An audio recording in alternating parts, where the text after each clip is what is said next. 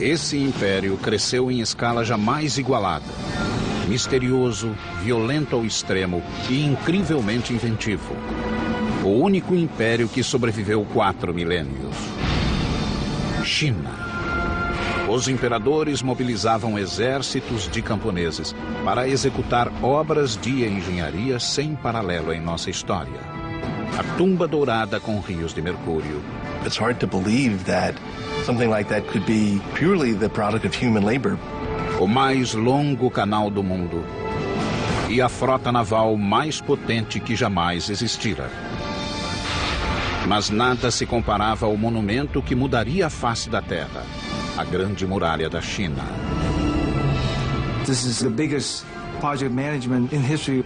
Entretanto, dinastia após dinastia, consumidas pela vaidade e cobiça, eram depostas pelo povo revoltado.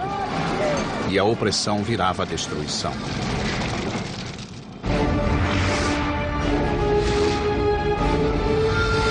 Construindo um império. China.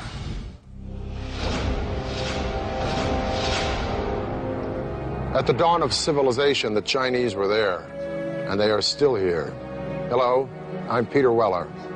When the Egyptians were building their pyramids, the Chinese already had sumptuous palaces for their kings. When Rome was planning its soaring aqueduct that would bathe its citizens and quench their thirst, the Chinese were redirecting an entire river by blowing up a mountain before gunpowder and building a dam that would irrigate thousands and thousands of acres of land and launch a population explosion the world had never seen.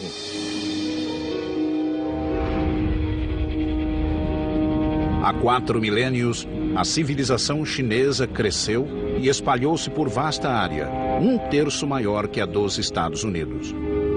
Mas durante séculos a China viveu um caos. Os reinos separados lutavam pelo poder supremo. Guerras e conflitos devastavam o território. China was, as we think of it today, more or less, was made up of a number of states, all of which were fighting with one another for supremacy. The period was called the Warring States. No século III a.C., um reino emergiu como o mais poderoso e o mais impiedoso. Uma província, lar de pessoas hostis e belicosas. Eram ambiciosos, fechados e determinados a conquistar e a unir os 7 reinos. Eram chamados de Qin. Eles unificaram o vasto território, criando um império como o mundo jamais vira até então. O reino Qin prosperou em uma região fértil e plana, com acesso a rotas comerciais, como a famosa Rota da Seda, que o ligava aos mais longínquos recantos do mundo. Com o tempo, os Qin desenvolveram 2 vantagens militares sobre os rivais. Aprendendo de nômades e bárbaros, eles se aperfeiçoaram na equitação. Ao mesmo tempo, criaram nova estratégia de guerra. Até então, as batalhas eram disputadas por pequenos grupos de nobres em carruagens. Mas a recente descoberta do metal forjado levou à produção em massa de armas e ao surgimento de um novo tipo de guerreiro, o infante, o soldado a pé. It was a time when the use of iron became much more widespread.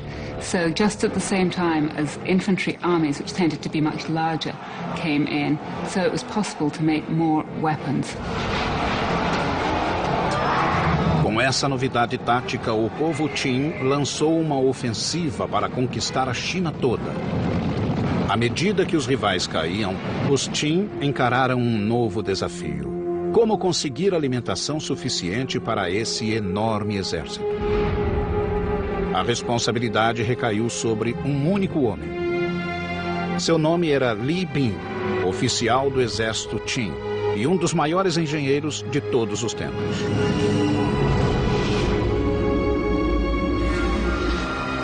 Sob suas ordens, os chineses construíram uma obra-prima da engenharia. Havia séculos que o rio Min atormentava o povo chinês, provocando secas de inverno e inundações de verão. Agora, Li Bing estava resolvido a domar as águas revoltas. O plano era construir uma barragem que criasse um novo curso de água. Um canal que controlasse as inundações e fornecesse água suficiente para a necessária produção de alimentos.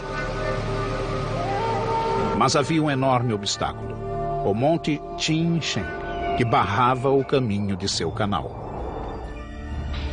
Não havia como mover o monte. A solução foi abrir um caminho através dele para o novo canal.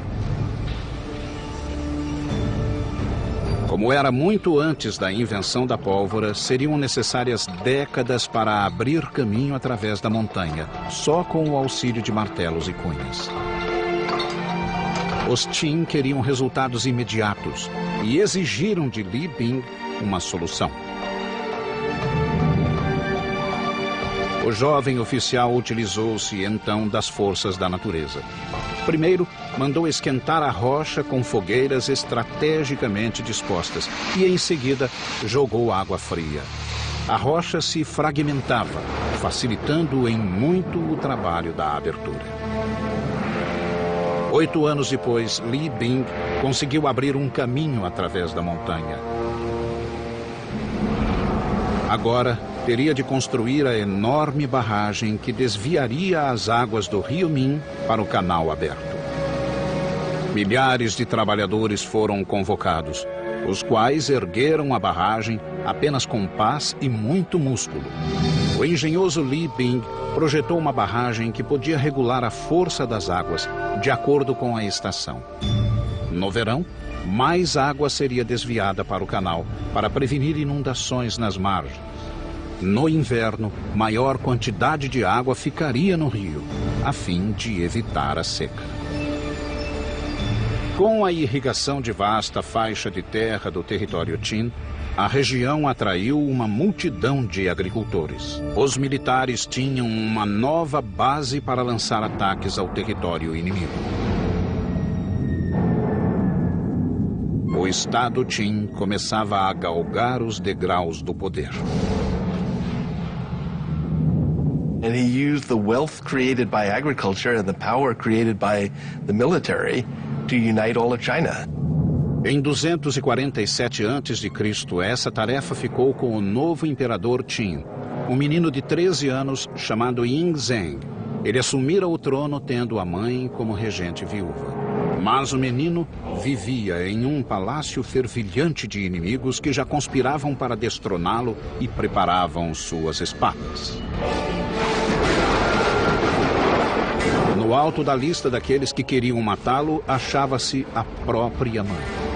A viúva agora tinha um amante e 2 filhos que ela queria ver no trono. Aos 22 anos, Yingzheng descobriu a trama e se enfureceu. Exilou a mãe e mandou matar os meio-irmãos, bem como o amante da viúva.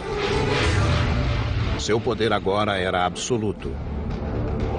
Com o trono assegurado, Yingzheng ordenou ao exército que terminasse a unificação da China. Mas havia um inimigo que ainda resistia. Era o reino de Chu.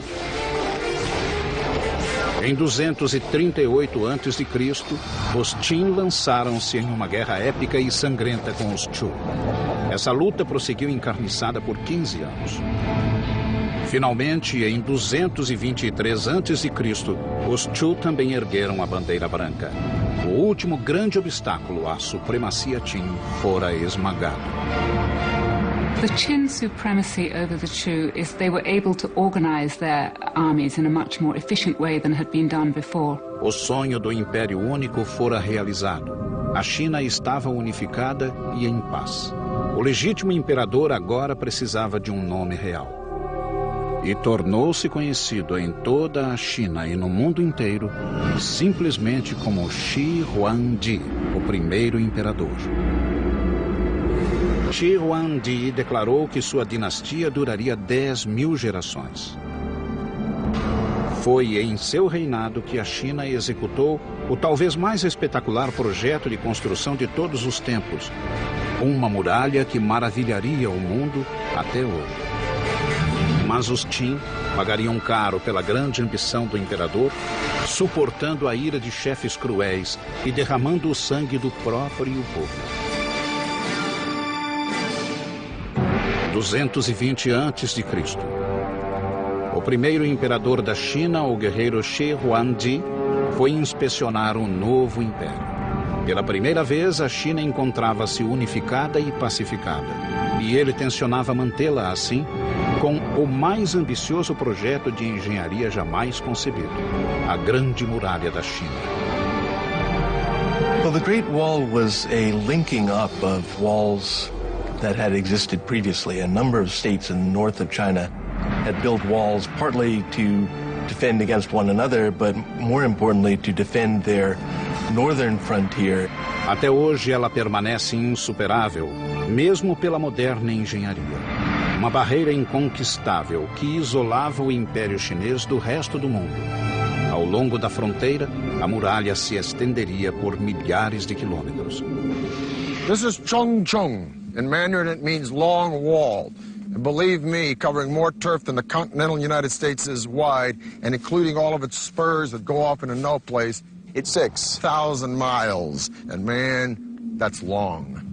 Shi Huangdi, China's first emperor, started building it 2,000 years ago. It was worked on right up until the 17th century. But the original wall didn't look like this. It was kind of a mud brick affair, but it presented an interesting engineering challenge nonetheless, because it had to go all the way from the sea in the east to the Gobi Desert in the west, just to keep the northern nomads like the Mongols out and the Chinese people in.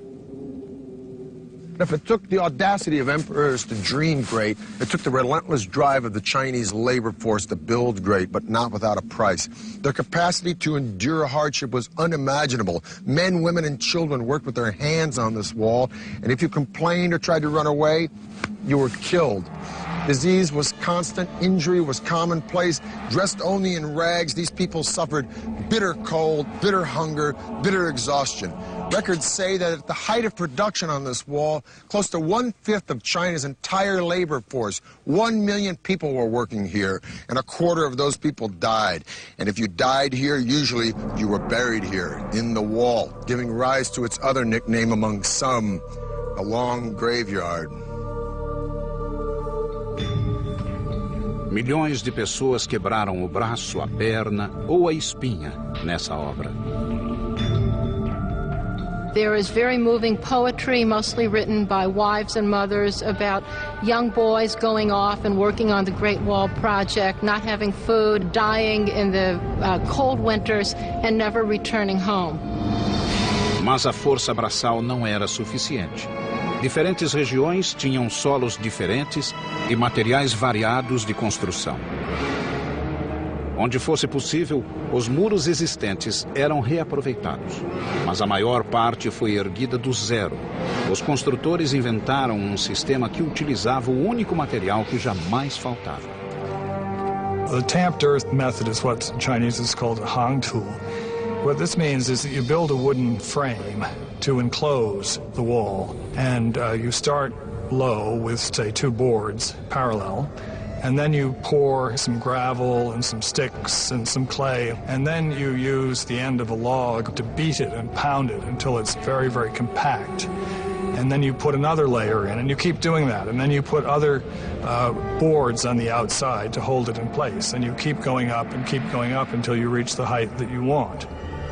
Depois de seco, a estrutura era removida, deixando uma verdadeira laje de terra socada, reforçada por bambus, tal como o ferro reforça o moderno concreto. O lado sul, dando para a China, era defendido por um simples parapeito, enquanto a face norte, que dava para fora, era denteado. Havia uma guarita a cada 700, no máximo 1.000 metros. Um caminho calçado corria no alto da muralha para soldados e carroças. Era uma rota eficiente de comunicação para os vigias das guaritas. Mas, como obra de estratégia militar, a muralha funcionava apenas parcialmente. A wall exists to be defended, but in the long run the wall was not very defensible. Nomads could break through it or go around it. bribe their way through it. Mas a Grande Muralha não foi projetada só para afastar os bárbaros. Era também uma linha simbólica, encerrando e isolando os chineses. The Great Wall, in a sense, is a cultural marker as much as it is a military fortification. It's the way of the Chinese saying to the nomads, you stay out there and raise horses and sheep, and we'll stay in here and grow grain. Em 210 a.C., a muralha chegara aos 4.000 quilômetros, criando um símbolo indelével no território chinês. Mas o ressentimento geral contra Shi Huangdi virou ódio. Muitos súditos achavam que a colossal muralha não valia tanta dor e aflição. Mais uma vez, os inimigos tramavam contra ele. Shi Huangdi's final years were marked by what I think is reasonable to call paranoia. But as the old joke says, just because you're paranoid doesn't mean people aren't out to get you. 3 conspirações chegaram muito perto do êxito. Shi Huangdi revidou, transformando a China em prisão virtual do povo. E ordenou que todos os registros de seu regime fossem destruídos. A punição para quem não obedecesse era o trabalho forçado ou a morte.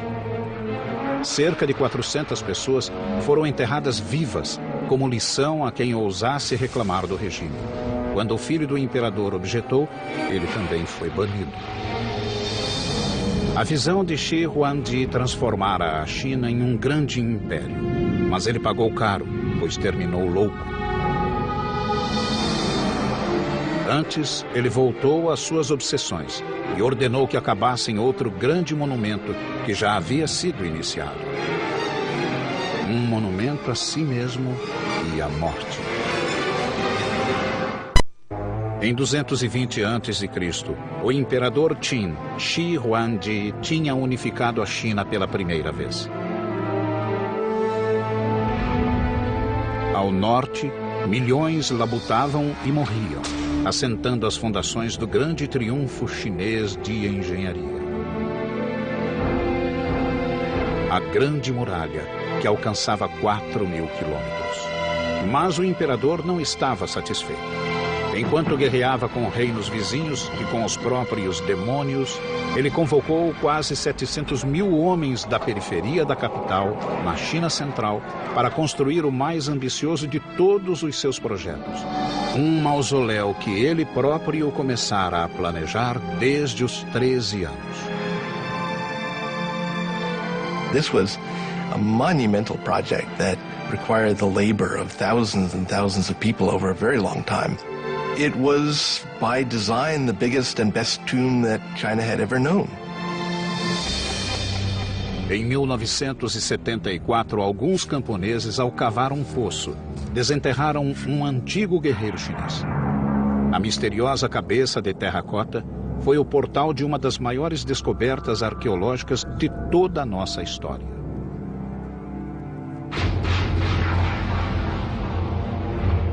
The mound is huge. The mound was always known to be the tomb mound of the first emperor. What was a total surprise was the army of terracotta warriors about a kilometer to the east of the tomb, who presumably were guarding the approach to the tomb itself. Season after season of excavation since the 1970s has yielded more than 5 large pits.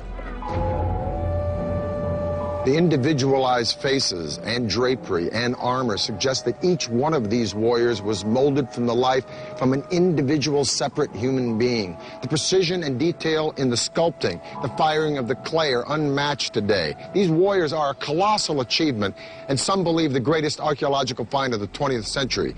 But they are only the tip of the iceberg, because this ghost army only served as a guard detail for an engineering feat as fantastic as the world has ever known, the opulent tomb of Shi Huangdi. Cada estátua media entre 1,70 m e 1,90 m, gigantes na época.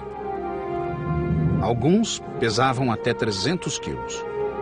Mas o que surpreendeu os arqueólogos que cuidavam do sítio foi a terracota em si.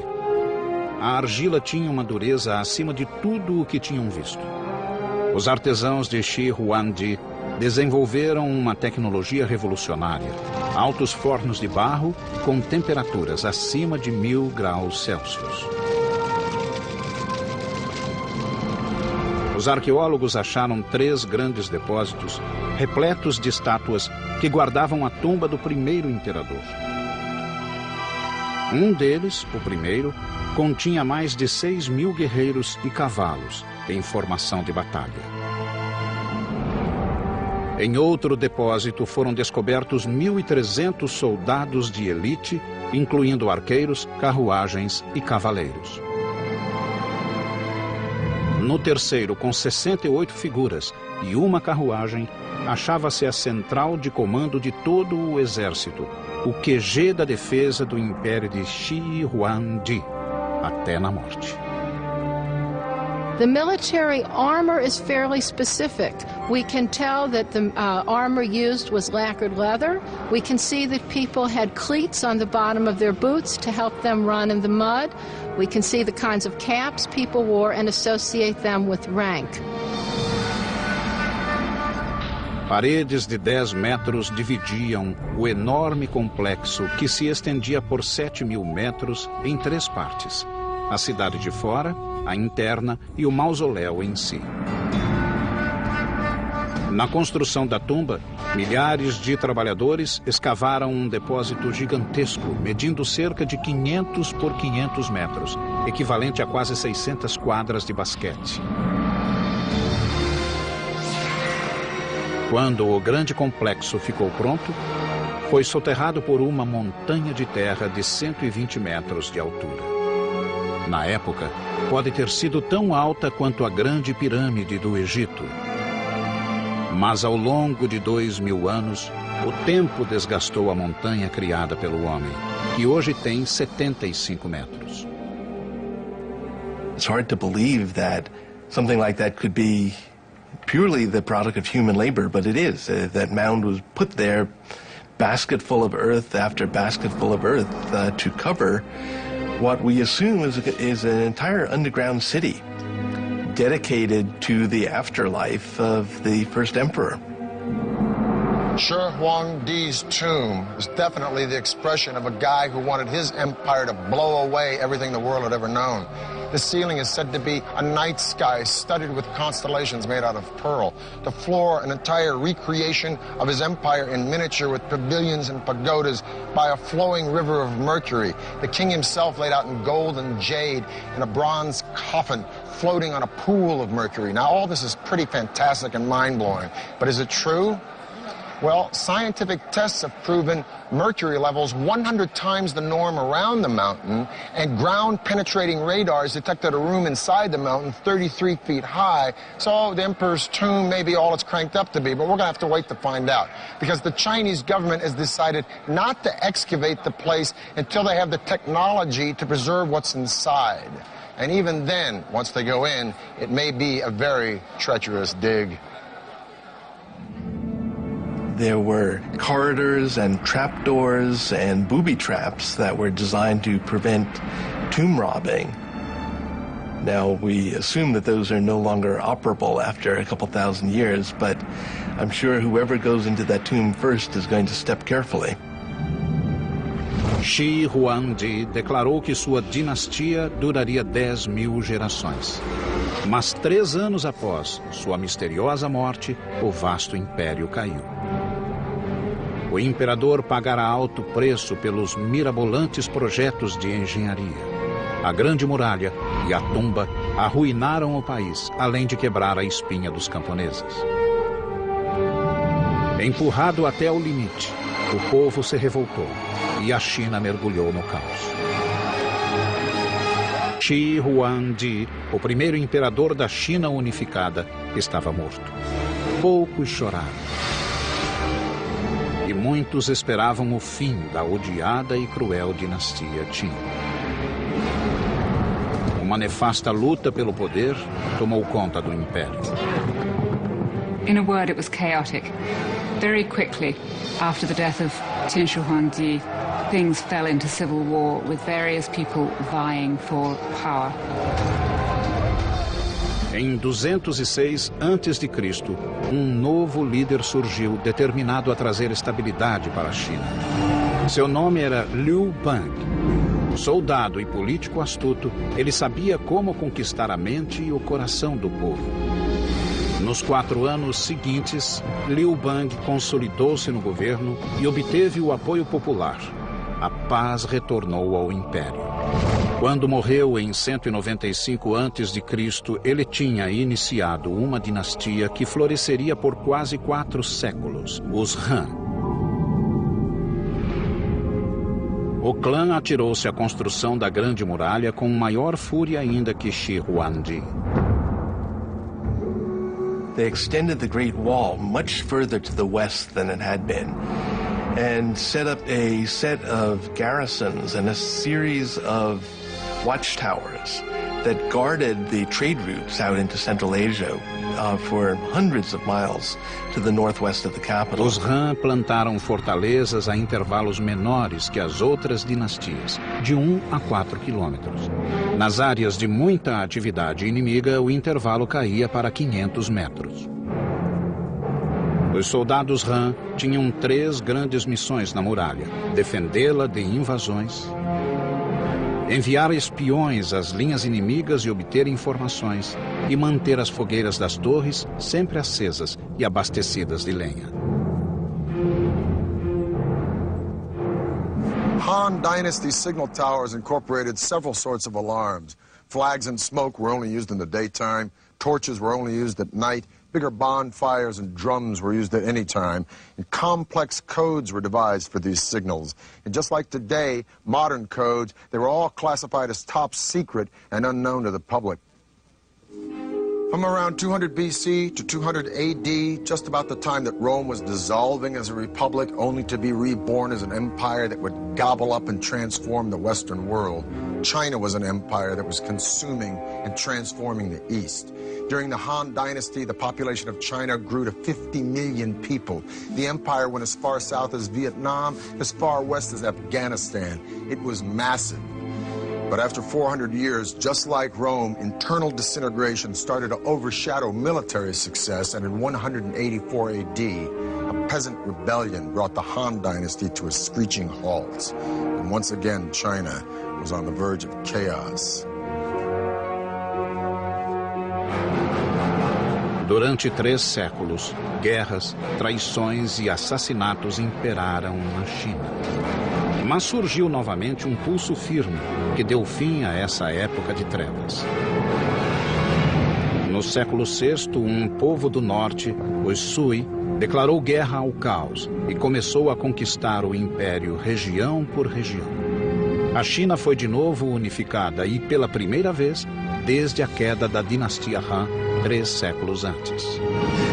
Yang Di, o imperador, ergueu o Império Sui sobre as bases das dinastias anteriores de quase 1000 anos.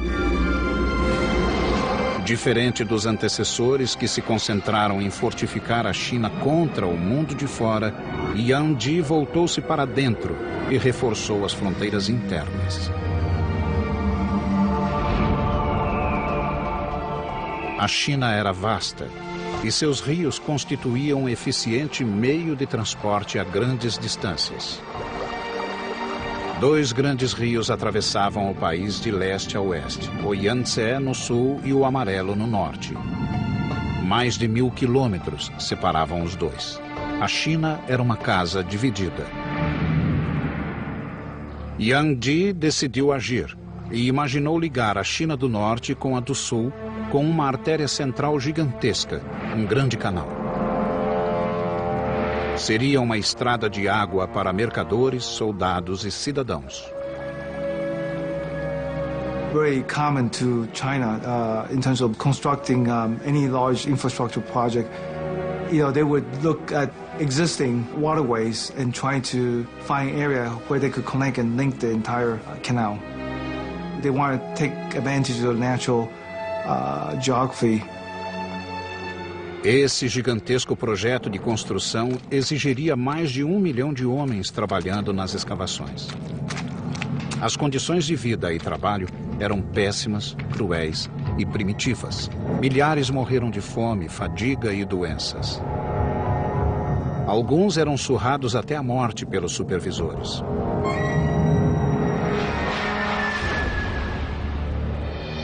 Mais de 24 eclusas foram criadas para completar a rede de canais. But every time you encounter a natural body of water, you need a lock to make a barrier between the canal and the lake or the river. When you go up any significant grade, you have to have locks to raise the water and the boats with it to get over any rise in the terrain. 5 milhões de trabalhadores levaram mais de 6 anos para construir o Grande Canal. When it was built, it stretched 1,200 miles, and it was the longest and most ambitious canal project that had ever been enacted on the Earth up to that time. Ligando o Rio Amarelo com o Yangtze, o Grande Canal podia transportar bens por até 70 quilômetros em um dia. Ao longo do canal, as cidades prosperaram com o comércio de seda, porcelana e algodão. Mercadores e artesãos enviavam seus artigos a todos os cantos do país. Economically speaking, it made interregional trade much easier, as well as providing work for a lot of people, building it, maintaining it, working on it, transporting goods and people up and down it. Tal como o Rio Nilo, no Egito, o canal integrou norte e sul, consolidando as bases do Império Unificado. Well, the canal was a tremendous generator of wealth. There was opportunity for poets to travel, for painters to wander and begin painting landscapes. So it really was an engine of cultural development, not just along its own route, but with influence far beyond its own confines. Com a obra monumental concluída, Yuan Di decidiu que era hora de aproveitar seu belo canal. Foi um espetáculo patético. A corte de 1000 nobres viajava em luxo que beirava a obscenidade. Well, the emperor had beautifully appointed luxurious imperial barges that could take him down the Grand Canal. So he would spend as much as half of every year enjoying himself in the sunny south. O imperador chegou ao requinte de exigir pratos exóticos e tributos exorbitantes de cada cidade por onde passava.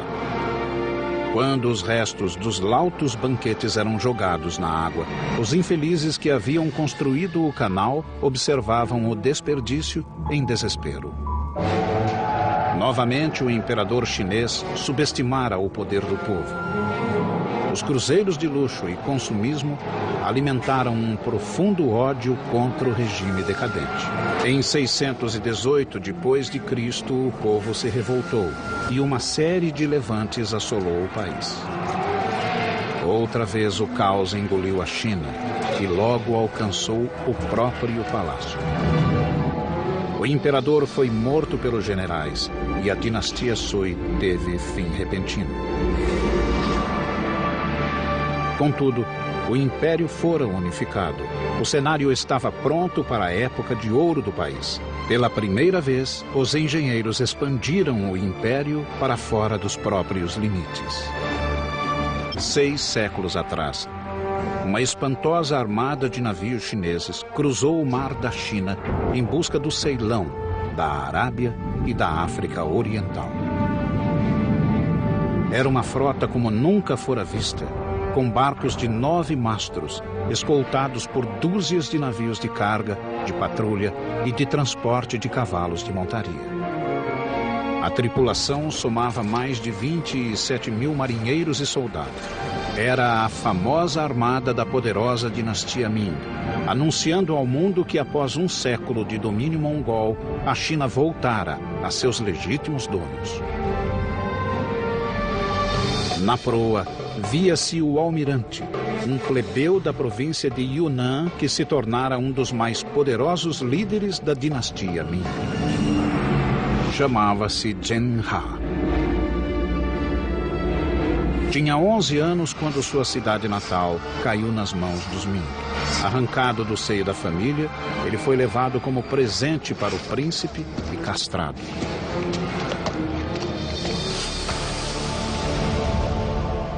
Eunuchs appear often in Chinese history, and the reason that they gained power was because they had much greater access to the emperor and to imperial women because they didn't pose a threat.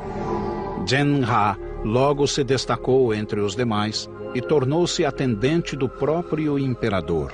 Juntos eles fizeram um plano de conquista dos mares.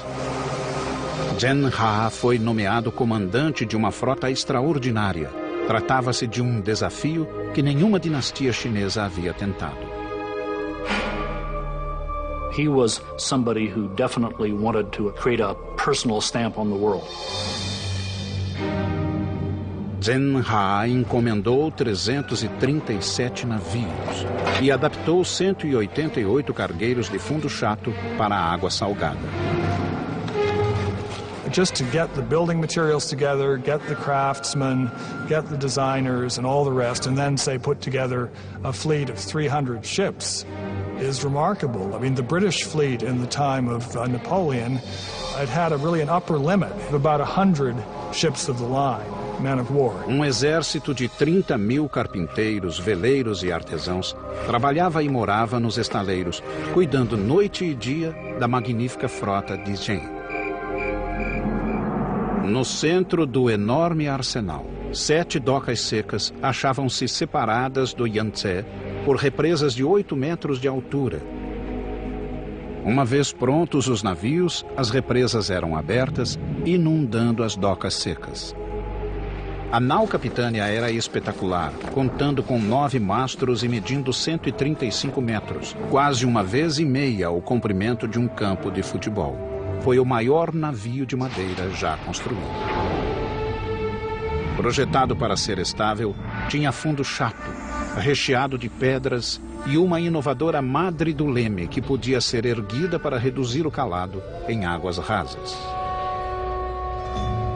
Compartimentos isolados e estanques, inspirados na forma dos gomos de bambu, continham água potável e alimentos, além de manter o barco flutuando, mesmo com brechas no casco. O segundo deck era o alojamento da tripulação.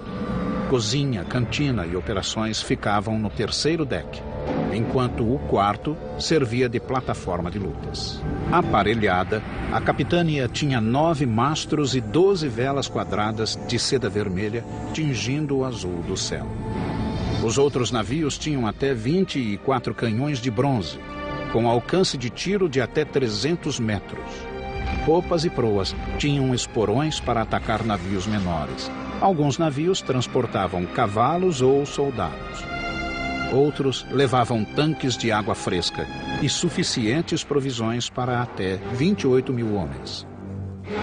We're talking about a really, really big fleet. It had as many soldiers and sailors on it as the Spanish Armada of 1588. It had about twice as many ships. Em 1405, o comandante eunuco Zhen He zarpou rumo ao mundo. Zheng He was not an explorer. What Zheng He was doing was what we would call in modern terminology power projection. Em 28 anos de carreira naval, o almirante Zhen He visitou 37 países, rodeou a ponta da África até o Oceano Atlântico e comandou uma frota cujos números sobrepujavam os das frotas europeias somadas. As viagens de Zhen He estabeleceram a China como superpotência marítima. Mas em 1433, a era marítima da China foi interrompida.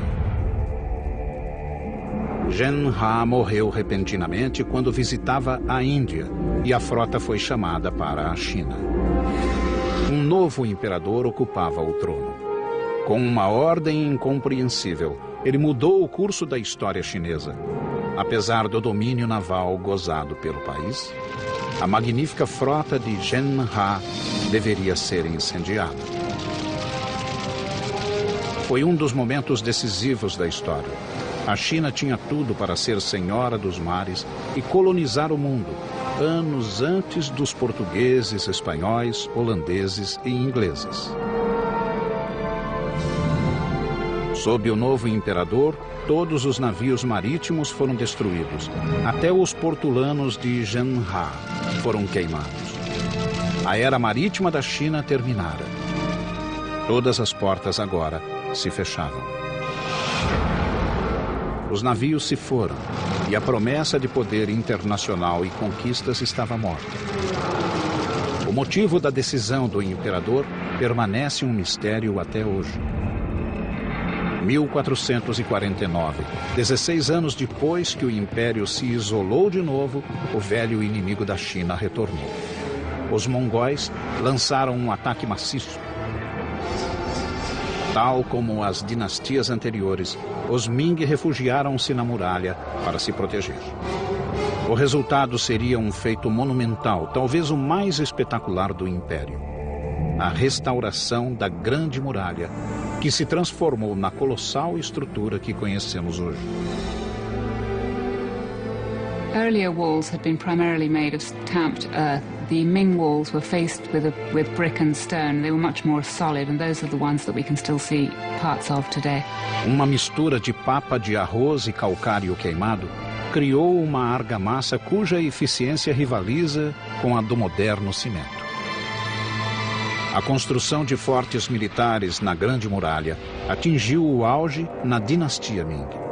Paredes duplas foram acrescentadas em certos pontos, juntamente com bastiões, passagens secretas e outros recursos. Guaritas de vários formatos e tamanhos serviam de abrigo ou simplesmente de torres de sinalização. As guaritas de abrigo eram grandes o bastante para guardar alimentos e armas e ainda dar alojamento aos soldados. Escadarias internas levavam até o alto da torre, onde pequenas aberturas serviam de vigias. As defesas englobavam vários itens, incluindo a artilharia. The Chinese have a clear superiority over the Mongols in gunpowder weapons. And as long as the Ming Dynasty could maintain a cohesive enough army along the Great Wall, they were capable of resisting individual Mongol attacks. No fim da dinastia Ming, a Grande Muralha, incluindo inúmeros ramais e desvios, serpenteava por quase 10.000 quilômetros no norte da China. Durante 150 anos, a muralha cumpriu seu papel. Mas em 1600 a grande dinastia estava decadente e uma tribo de fora, conhecida como Manchu, ganhava força na fronteira norte da China. Em 26 de maio de 1644, Pequim sucumbiu ao poderio Manchu. Os chineses levariam mais de 250 anos para expulsar os invasores, mas assim que o fizeram, um novo poder emergiu. Algo totalmente diferente: a China comunista. Nothing symbolizes the enduring power and imagination of the Chinese more than this Great Wall. Of all of the civilizations that have reached the glorious heights of empire, only one has avoided the inevitable oblivion that follows. Emperors come and go, but for thousands and thousands of years, from the dedication and vision and resilience and brilliance of these remarkable people, they have pushed their civilization to triumph again and again and again, where others have simply morphed or dissolved or just faded away. At the dawn of humanity, the Chinese were here, and they are still here, and they ain't finished yet. I'm Peter Weller for the History Channel.